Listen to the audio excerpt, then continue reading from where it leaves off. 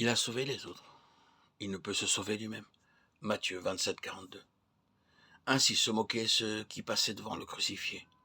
À leur insu, leur moquerie contenait ce que fut le mot d'ordre de la vie et de la mort du Fils de Dieu.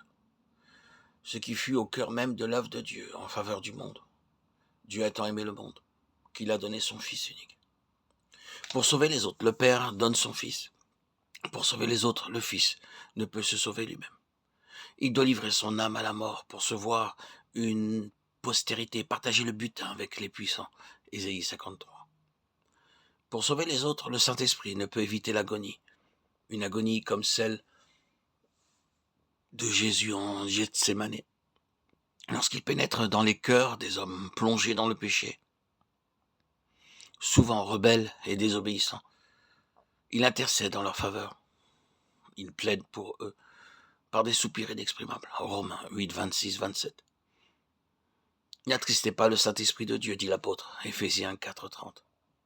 Le même mot est employé pour les souffrances du Seigneur en Gethsémane. Mon âme est triste jusqu'à la mort, dit-il. Il a sauvé les autres. Il ne peut se sauver lui-même.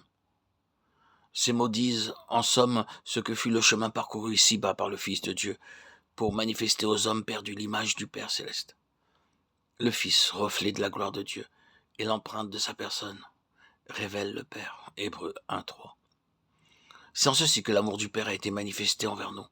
C'est que Dieu a envoyé son Fils unique dans le monde, afin que nous vivions par lui. 1 Jean 4, 9. Bref, sauver les autres en refusant de se sauver soi-même, c'est ressembler à Dieu. Jésus aurait pu sauver sa vie. Il en avait la puissance.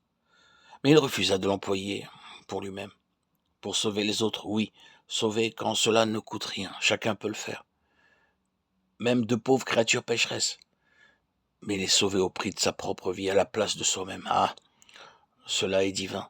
Jésus ne pouvait se sauver parce qu'il n'est pas dans la nature divine de sauver sa vie, en laissant les autres se perdre.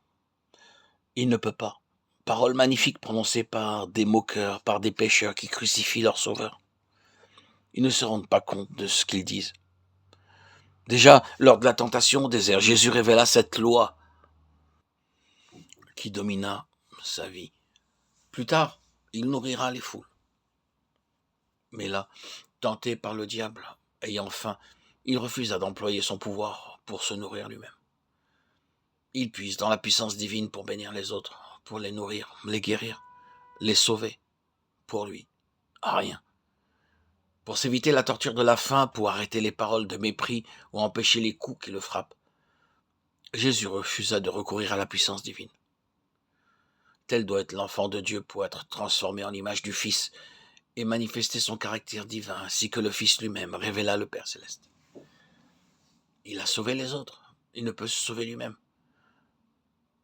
Cette loi a dominé la vie de Jésus. Elle doit être aussi la loi des disciples, de tous ceux qui veulent suivre l'agneau, quelque part qu'ils aillent.